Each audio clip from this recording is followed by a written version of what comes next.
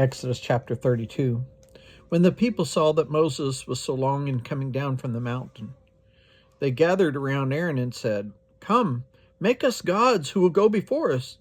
As for this fellow Moses who brought us up out of Egypt, we don't know what has happened to him."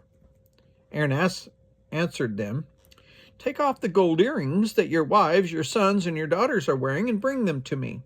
So all the people took off their earrings and brought them to Aaron. He took what they handed him and made it into an idol cast in the shape of a calf, fashioning it with a tool. Then they said, "These are your gods, Israel, who brought you up out of Egypt."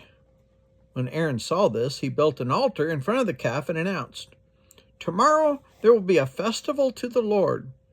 So the next day the people rose early and sacrificed burnt offerings and presented fellowship offerings. Afterwards they sat down to eat and drink and got up to indulge in revelry. Then the Lord said to Moses, "Go down, because your people whom you brought out of Egypt have become corrupt. They have been quick to turn away from what I commanded them and have made themselves an idol cast in the shape of a calf. They have bowed down to it and sacrificed to it and have said, 'These are your gods, Israel, who brought you up out of Egypt.'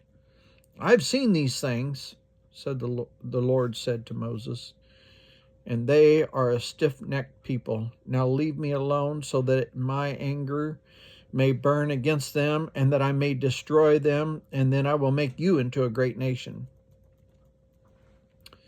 But Moses sought the favor of the Lord his God. "Lord," he said, "why should your anger burn against your people whom you brought out of Egypt with great power and a mighty hand? Why should the Egyptians say, 'It was with evil intent that he brought them out, to kill them in the mountains and wipe them off the face of the earth'?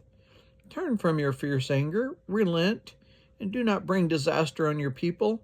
Remember your servants Abraham, Isaac, and Israel, to whom you swore by your own self, 'I will make your descendants as numerous as the stars of the sky, and will give your descendants all this land I promised them, and it will be their inheritance forever.' Then the Lord relented and did not bring on his people the disaster he had threatened. Moses turned, went down the mountain with the two tablets of the covenant law in his hand. They were inscribed on both sides, front and back. The tablets were the work of God. The writing was the writing of God engraved on the tablets. When Joshua heard the noise of the people shouting, he said to Moses, "There's a sound of war in the camp." Moses replied, "It's not the sound of victory. It's not the sound of defeat. It is the sound of singing that I hear." When Moses approached the camp and saw the calf and the dancing, his anger burned, and he threw the tablets out of his hand, breaking them to pieces at the foot of the mountain. And he took the calf the people had made and burned it in the fire. Then he ground it to powder, scattered it on the water, and made the Israelites drink it. He said to Aaron, "What did these people do to you that you led them into such great sin?" "Do not be angry, my lord," Aaron answered. "You know how prone these people are to evil.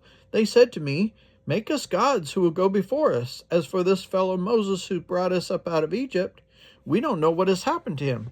So I told them, "Whoever has any gold jewelry, take it off." Then they gave me the gold, and I threw it in the fire, and out came this calf. Moses saw the people were running wild and that Aaron had let them get out of control, and so became a laughing stock to their enemies. So he stood at the entrance to the camp and said, "Whoever is for the Lord, come to me." And all the Levites rallied to him. Then he said to them, "This is what the Lord, the God of Israel, says.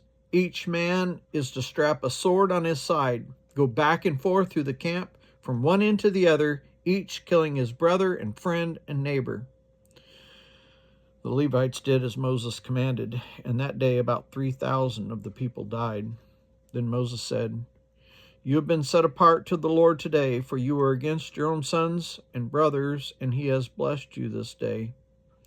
The next day Moses said to the people, "You have committed a great sin, but now I will go up to the Lord. Perhaps I can make atonement for your sin."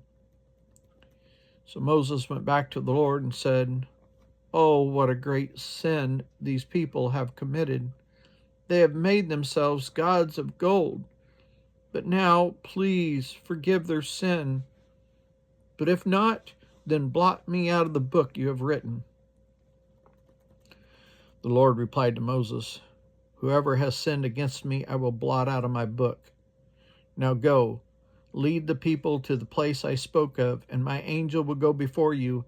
However, when the time comes for me to punish, I will punish them for their sin." And the Lord struck the people with a plague because of what they did with the calf Aaron had made.